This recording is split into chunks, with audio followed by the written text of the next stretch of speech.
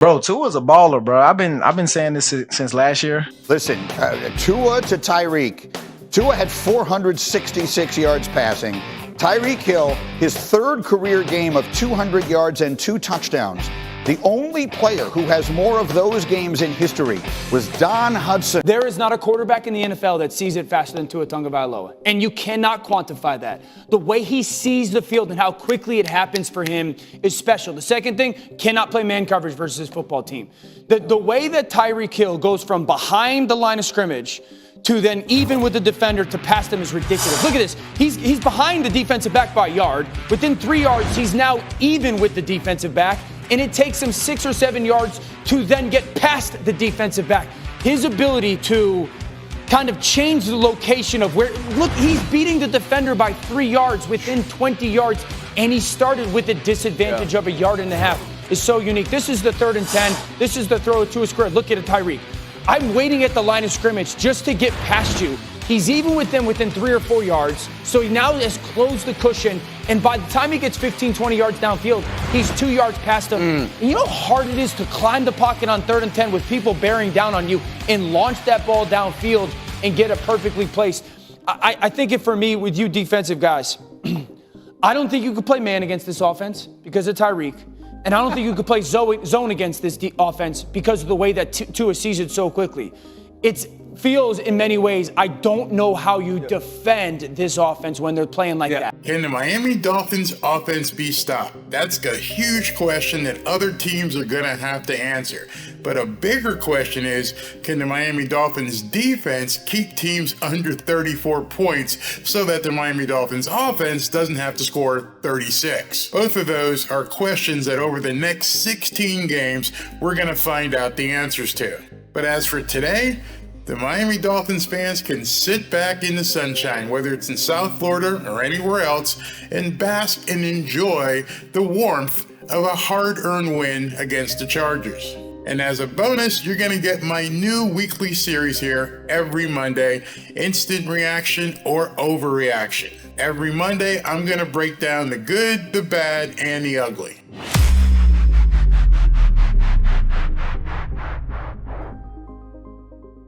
Personally, I like to get bad news before good news, but here on YouTube, I know if I start with the bad news, people might stop watching. So here we go with the good news. The good stuff. The good news.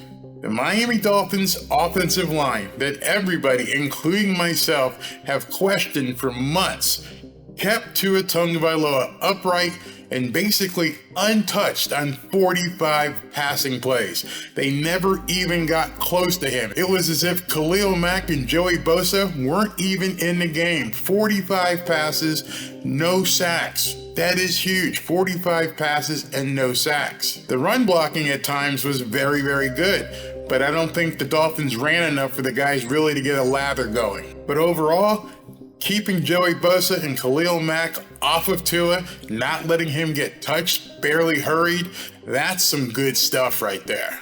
This was the best. The best is obviously Tua and Tyreek. I don't know how you separate the two of them at this point. The dynamic duo performed at an ungodly level. They were up here somewhere in terms of how well they played. Tua was an absolute gunslinger out there. And what impressed me most about what Tua did is he overcame adversity. As Mike McDaniel always says, adversity is an opportunity. 2 fumbles, came back. Threw an interception, came back. Down at the end of the game, came back. Tua stepped up literally and figuratively and just balled out. Look at his stats here. Tua was 28 of 45 for 466 yards, a 10.4 average, 3 touchdowns and 1 interception, and as I said, 0 sacks. No sacks, nothing. The running game just wasn't what it should have been. That's not one of the best moves, but let's scroll down and look at receiving. Tyreek Hill, 11 receptions for 215 yards and 2 touchdowns, and he caught 11 out of 15 targets. I don't know how to separate those guys, but in terms of the best, you gotta say that Tyreek's performance and Tua's performance pretty much go hand in hand, and those guys were head and shoulders above anybody else on the field field in yesterday's Chargers game. Adam Schefter tweeted this out. Dolphins quarterback Tua Tagovailoa passed for 466 yards today, the fourth most passing yards in a season opening game in NFL history, just behind Norm Van Brocklin, who had 554 yards in 1951, Tom Brady, 517 yards in 2011. Incidentally, that was against the Dolphins, and Dan Marino, 473 yards in 1994. Tyreek Hill registered 215 receiving yards today, the third most receiving yards in a season opening game in NFL history, trailing only Frank Clark, 241 and 62, and Anquan Bolden, who had 217 yards in 2003. So near record-breaking performances by both Tyreek and Tua. That's the best that the Dolphins brought yesterday. Grading the coach. Mike McDaniel called a great game. I loved his scheme. He kept Tyreek in motion. It didn't seem like Brandon Staley had any idea how to defend Tyreek. I don't know if anybody has any idea how to defend Tyreek. He got the plays in on time. He didn't commit to the run, but that they had to do it this way. They had to keep throwing because the game was such a seesaw battle, and it came down to the final seconds. I will say one salute to Mike McDaniel. With 9 seconds left in the half, everybody, including me, thought he was just going to kneel down and take it into the locker room. Mike McDaniel thought enough to, hey, let's take a shot. It ends up turning into a pass interference call. He gets 3 points, and that was the margin of victory. That play, that single play where they got the pass interference just before the end of the half, that gave the Dolphins the win. Perfect call. He manned up. Earlier, he did a fourth down play that converted. Gotta love what Mike McDaniel did.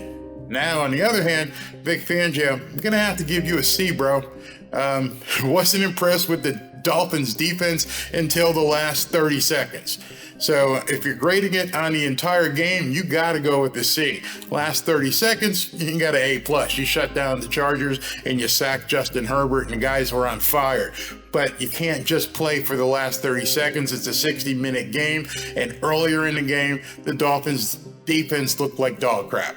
So we're going to give you a C, Vic Fangio. We're going to give Mike McDaniel an A. My offensive player of the game. My offensive player of the game is obviously Tua, but this week, I think we need to have co-offensive players of the game. And it's actually 3 people. A lot of people miss the third guy. Obviously, Tua with his 466 yards and the way he played. Obviously, Tyreek with 215 yards. They just couldn't cover him. And I think a lot of people missed who I think my third offensive player of the game is. And he was vital to the outcome of this game. And that would be Jason Sanders.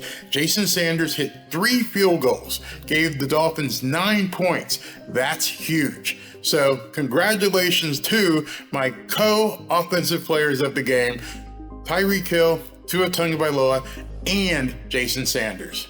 My defensive player of the game. My defensive player of the game. I can't name one. I'm sorry, I'd just be picking a name out of my hat right now in terms of trying to find someone to honor with defensive player of the game. The defense played like crap most of the game. I guess if you want to take it down to the last second, you could probably say Kader Kohu for the big tackle he did at the end, or Jalen Phillips. But this is a 60-minute game. And for the most part, nobody stood out on the defense. Nobody. This was bad. There was no pass rush to be found. Not until the end of the game. Jalen Phillips, Bradley Chubb, what the hell were you guys doing? That was a really bad performance by the Dolphins edge rushers until the last 30 seconds of the game. That's not going to cut it over a 17-game season. This was really bad. What was really bad? What was really bad was the linebacker play of the Miami Dolphins. They were non-existent. They were ghosts on the field. There was nobody there in terms of the linebackers. You didn't hear the name David Long. You didn't hear the name Alex Van Ginkel. You didn't hear Jerome Baker other than when he ran into Mike Williams, the wide receiver. Something has to happen with these linebackers. They were absolute ghosts. They did nothing. They didn't support the line with any run stops. They just were horrible. When your defensive backs have to be making tackles against running backs, you know your linebackers are playing like shit. Yesterday, the Dolphins linebackers were non-existent. I don't know if that's who Vic Fangio was talking about when he said he doesn't have the players, but they're going to have to up their game big time. Don't beat yourself. One of my favorite segments that I do during my live broadcast is Don't Beat Yourself. Well, yesterday the Dolphins had an opportunity where they could have beat themselves, but they bounced back. 2 fumbles by Tua, an interception by Tua, penalties by the defense, but they came back. They overcame the adversity. So you got to continue not to try and beat yourself as much as you may want to. Don't try and beat yourself. That's my finding on yesterday's Don't Beat Yourself segment. 2 fumbles, an interception, costly penalties, non-existent linebackers. Don't beat yourself. But luckily, the Dolphins overcame. Don't forget to join me tomorrow for Tua Tuesday, where we go over everything Tua Tagovailoa and his performance against the Chargers. Talk to you soon. Fins up. Is anybody catching on to this Barry guy?